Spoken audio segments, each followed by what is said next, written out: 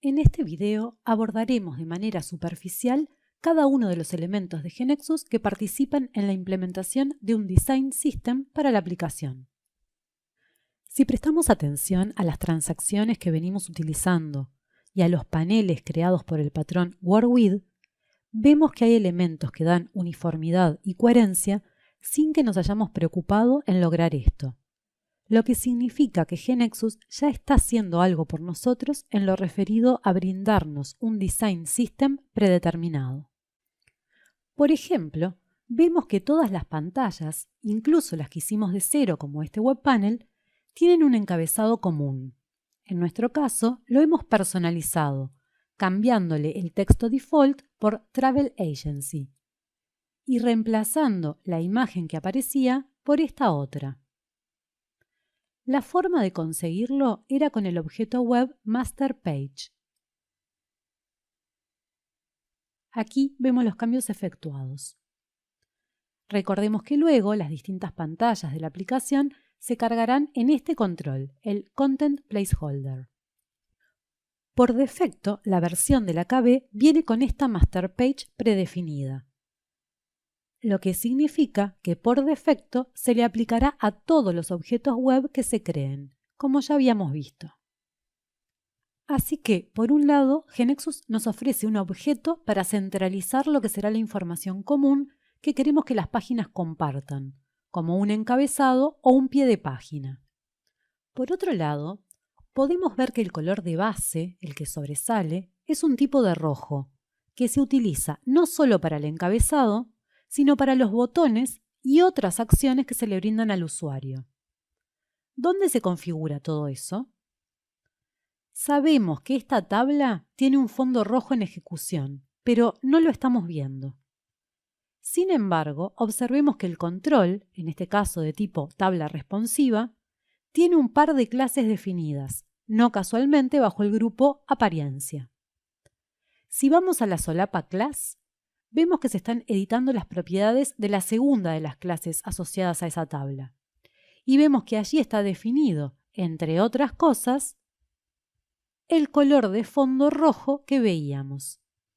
La gracia de las clases es que permiten centralizar el diseño de ese tipo de control, en este caso tabla, y que entonces, en nuestro caso, otras tablas que se encuentren en el mismo o en otros forms puedan compartir la misma definición, lo que hace que si queremos cambiar, por ejemplo, el color de fondo de rojo a azul para esos controles, no haya que hacerlo uno por uno en cada control, es decir, en cada tabla, sino que directamente se hace en la clase y eso ya repercute en todos los controles que la tengan asociada.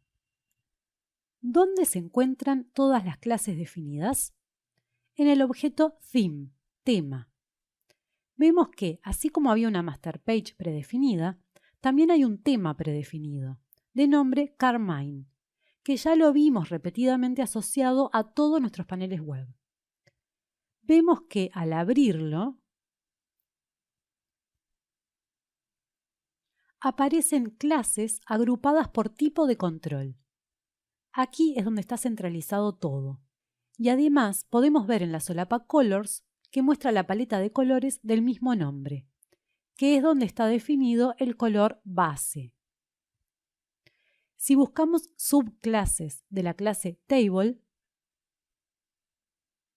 allí encontramos a Header Container, una de las dos clases que tenía asociada la tabla de la Master Page. Lo que modifiquemos en un lado se modificará en el otro. Aquello que vimos era un shortcut a este lugar.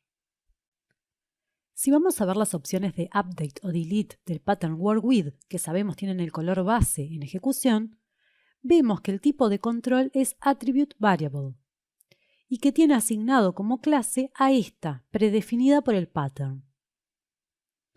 Podemos aquí mismo editar sus propiedades, sabiendo que lo que modifiquemos aquí se modificará a nivel central, en el objeto Theme.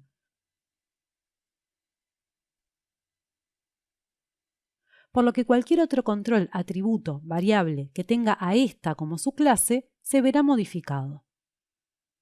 En definitiva, todo control en un form tiene propiedades individuales, que se configuran para él solo, y propiedades que vendrán de la clase que tenga asignada, que son las que involucran más que nada los aspectos de diseño, y que serán compartidas por muchos controles del mismo tipo.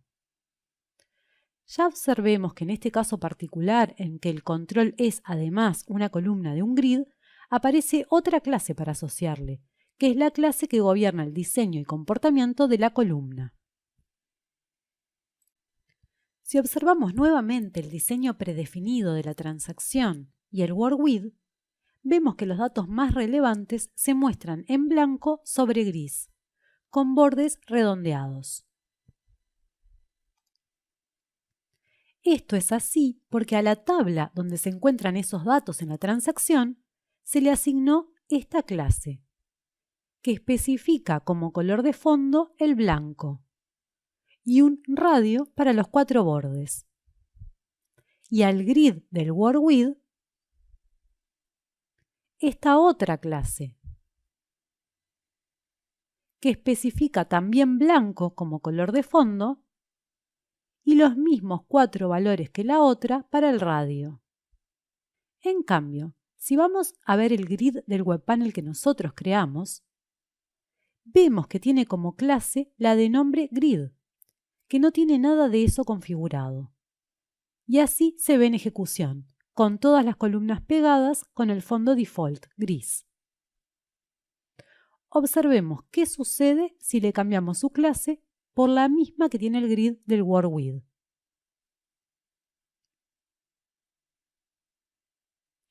Y para mantener la uniformidad del Design System, ya habíamos cambiado para la acción de Update la imagen por el text block, para que sea idéntico al del WordWith. Pero también esta acción del grid debería lucir como estas otras.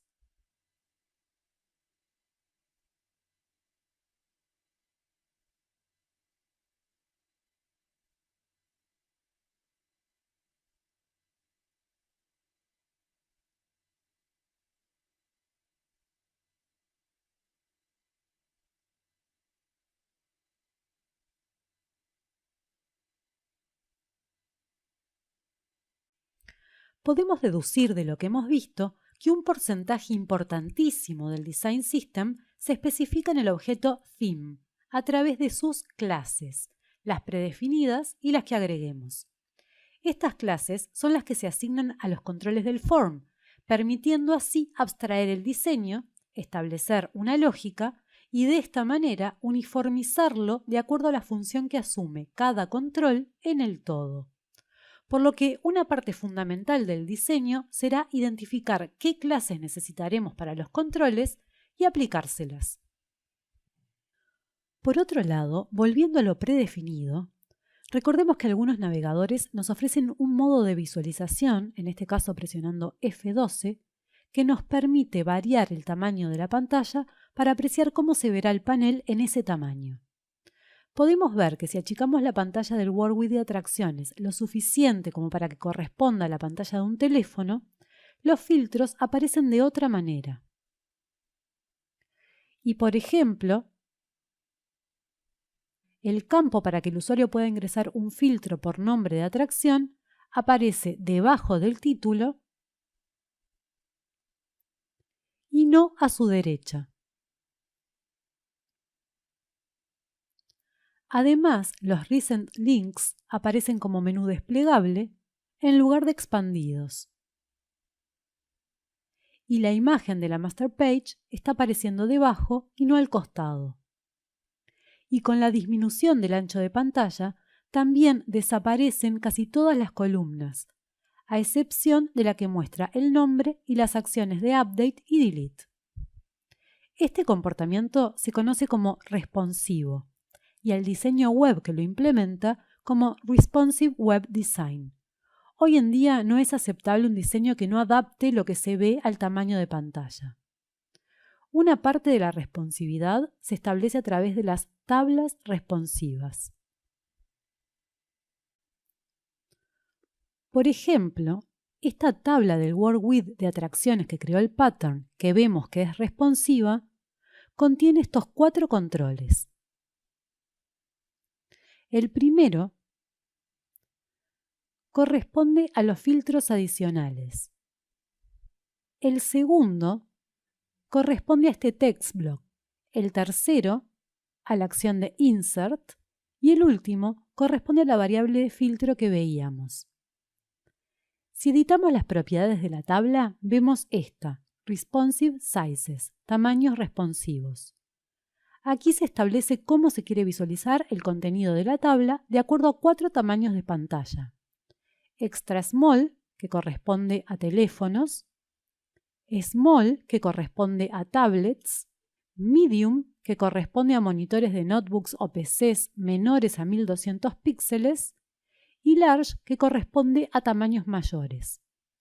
Aquí podemos ver que si el tamaño es Extra Small, aparecerá primero el botón para habilitar los otros filtros, ocupando el 17% del ancho de pantalla.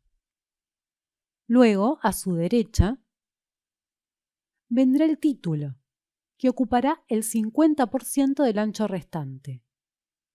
Y por último, las acciones, que aquí serán únicamente el insert, ocupando el restante 33%.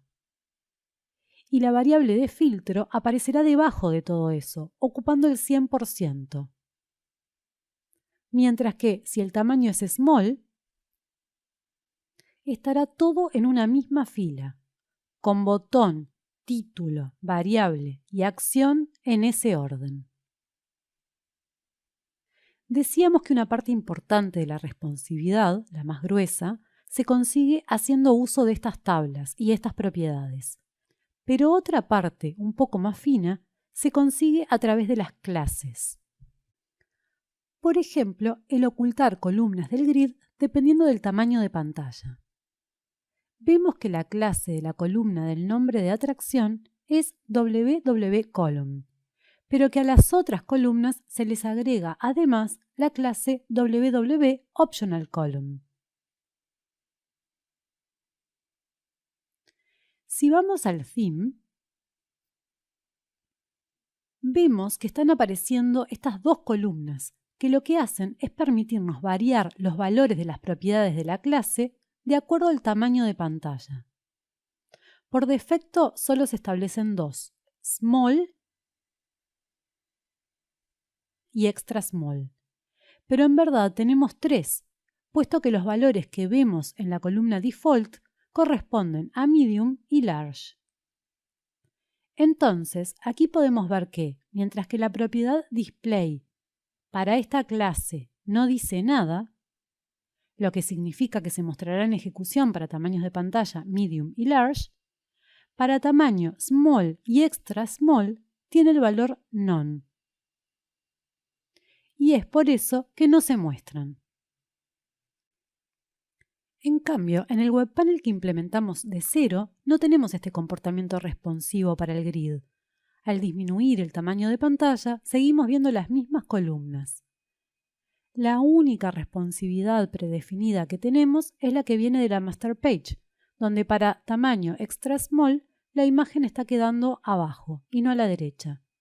Y la lista de links recientes aparece como menú vertical.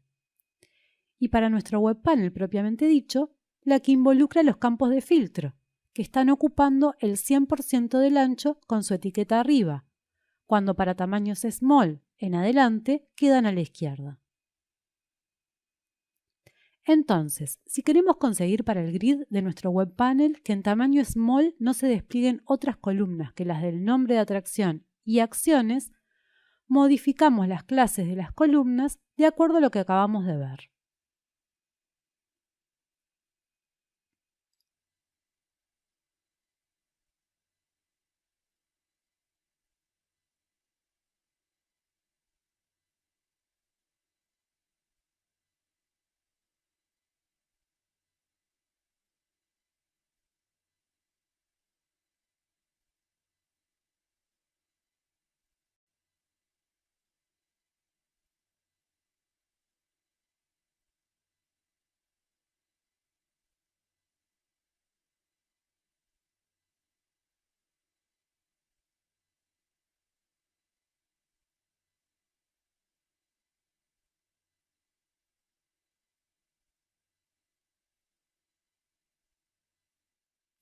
Resumiendo, otra parte importante del Design System tiene que ver con la responsividad, que se consigue tanto variando las posiciones y la visibilidad de los controles de las Responsive Tables, como variando las propiedades de las clases de acuerdo también al tamaño, a través de esas columnas del theme que veíamos.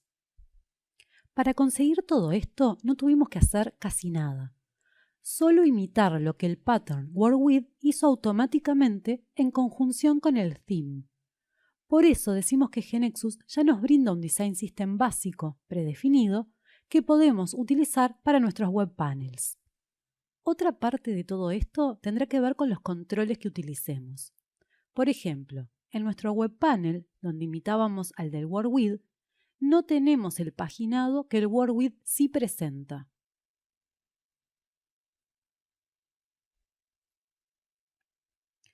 Si observamos las propiedades del grid, vemos la de nombre rows, que tiene el valor 10, junto con la propiedad paging, que tiene este valor. Hagamos lo mismo en nuestro grid. El valor 0 indica que se carguen todas las filas. Cuando le cambiamos su valor a 10, le estamos diciendo que pagine, lo que significa que traiga de a 10 registros de la base de datos. Vemos que aparece la propiedad paging con el mismo valor que tenía para el WordWidth. Generemos este objeto y probemos. Aquí vemos que se habían cargado todas las atracciones turísticas, pero si ahora refrescamos, vemos al paginado en acción.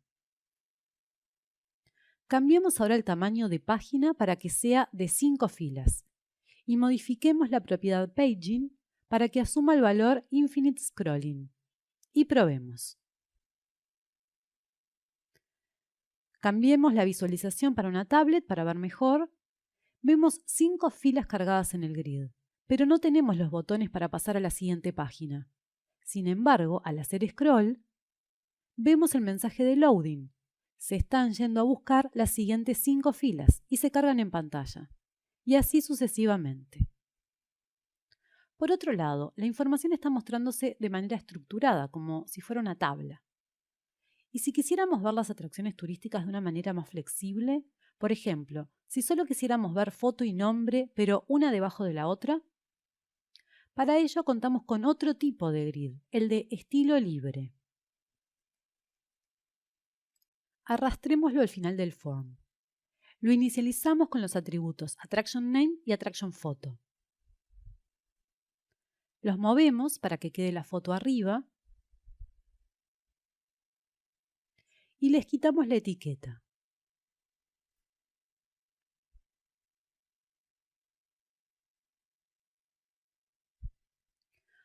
Observemos que el grid tiene las mismas propiedades que el estándar para especificar la transacción base,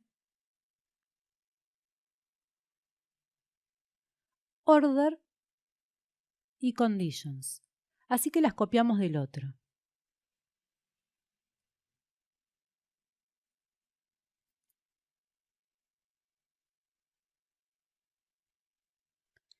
Quitemos esta variable ahora que no nos interesa. Omitimos agregar Attraction ID, atributo que necesitaremos, como en el otro grid, que esté cargado, aunque lo dejemos invisible. Esto era necesario para poder pasarlo por parámetro luego.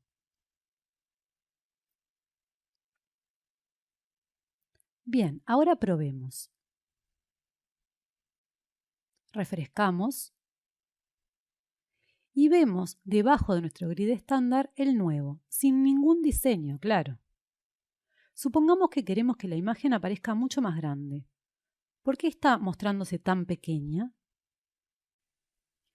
Si observamos la clase del control atributo en el grid estándar y en el freestyle, vemos que se le asignó por defecto la misma clase, ImageAttribute, porque se trata de un atributo de tipo de datos image. Si vamos al theme a buscarla, vemos que tiene una serie de subclases, entre ellas la de nombre ReadOnlyImageAttribute. Esta será la clase que se le aplicará en ejecución a nuestra foto, porque el control atributo en este caso es ReadOnly. Así que, por más que en las propiedades veamos a la clase padre, en verdad aplicará esta hija. Si miramos sus propiedades, vemos que está especificando un ancho de 50 píxeles para la imagen, y es por ello que la estamos viendo tan pequeña.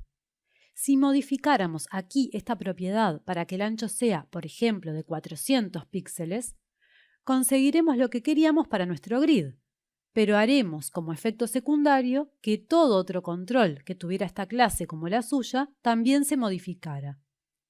En particular, la imagen en el WordWidth. No deseamos esto, por lo que hemos creado otra clase hermana de esta. Ya la mostramos creada, a la que llamamos ImageAttribute2, que se creó automáticamente con todas estas subclases. Y lo que hicimos fue modificar estas propiedades para la read-only.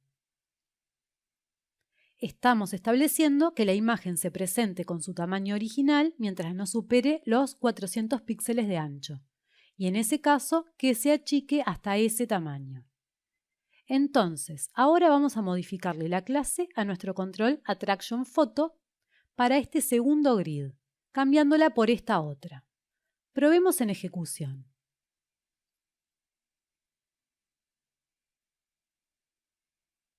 Se ve claramente la diferencia. ¿Y si ahora queremos presentar las atracciones de un modo que aproveche más el espacio de pantalla? Vemos que las fotos no tienen un tamaño homogéneo. Vayamos al grid y modifiquemos su rendering para que sea un grid flexible, esto es, para que su contenido ocupe como un puzzle los espacios libres de pantalla. Probemos.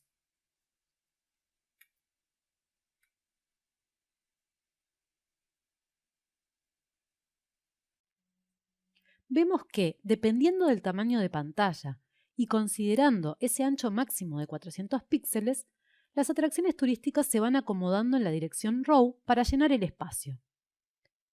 ¿Y si quisiéramos que el nombre de la atracción aparezca solapado sobre la imagen? Empecemos por eliminar el grid estándar que teníamos. No lo mostramos, pero acabamos de eliminar también los eventos asociados. Ahora insertemos un control Canvas en el form, que es un tipo de tabla que permite el solapamiento de los controles que contenga. Movemos para allí dentro los dos controles que deseamos se solapen. Volvamos a dejar el grid freestyle con el rendering default, por el que se listará una atracción con su foto y nombre por fila. Vemos que al haber colocado este control dentro del canvas, aparecieron estas propiedades, que son las que permiten ubicar al control en relación a la tabla, decir cuánto va a ocupar y en qué capa va a estar. Dejamos todos los valores por defecto, salvo el de la capa. Ponemos 1 porque queremos que la imagen esté en la capa más profunda, por debajo de la siguiente, la del nombre. Al nombre de atracción lo pondremos en la capa 2, por encima de la 1. Además, queremos que este control tenga un margen izquierdo de 15 píxeles, para que tenga un margen en relación a la foto. Veamos que entre las propiedades de la tabla Canvas tenemos las que nos permiten especificar cuánto de alto y de ancho ocupará en relación al control que la contiene. Aquí estamos dejando que ocupe el 100% del ancho, pero vamos a indicarle que el alto sea de, por ejemplo, 300 píxeles. Y por último, cambiamos el diseño del control Attraction Name para que salga más lindo. Vemos que por defecto tiene asociada la clase Attribute, pero se la vamos a cambiar por una que hemos creado en el theme, con este nombre. Si observamos sus propiedades, vemos que, por ejemplo, especificamos para el color de fuente un blanco, el tipo de letra Calibri, un tamaño de 20 píxeles, etc. Probemos todo esto en ejecución.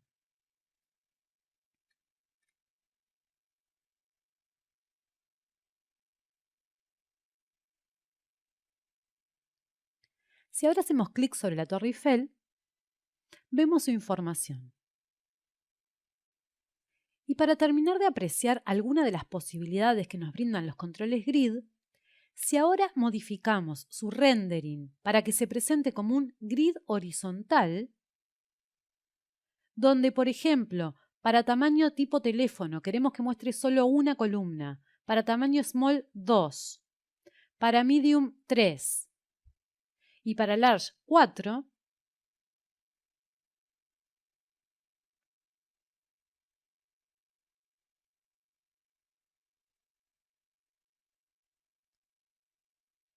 presionamos F12. Aquí vemos tamaño large con 4 atracciones por página horizontal.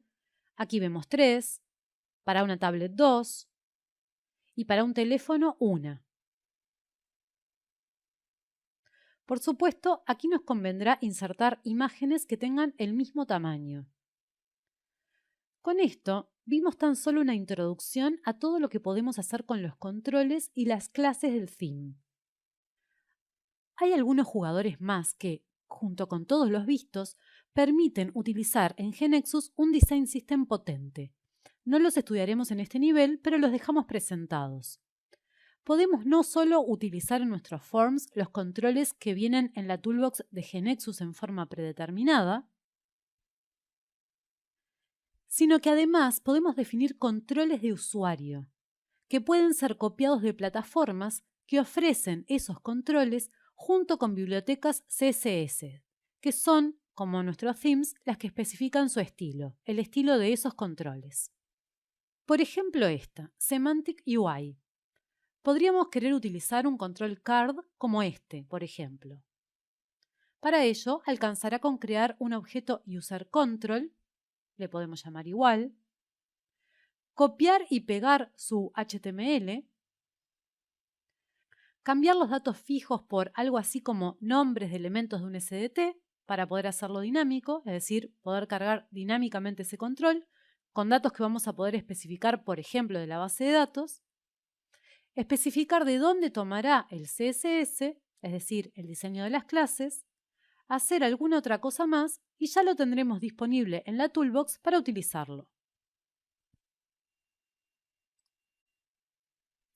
Por otro lado, GeneXus ofrece stencils, que sirven para repetir el diseño de una misma porción de pantalla, un conjunto de controles, en muchas pantallas. Es una forma de abstraer el diseño en un nivel superior. Si podemos pensar las pantallas de una aplicación web como puzzles compuestos de piezas atómicas, que serían los controles, los stencils son una forma de agrupar un conjunto de controles cuyo diseño se va a repetir en muchas pantallas. Sería una pieza hecha de piecitas menores.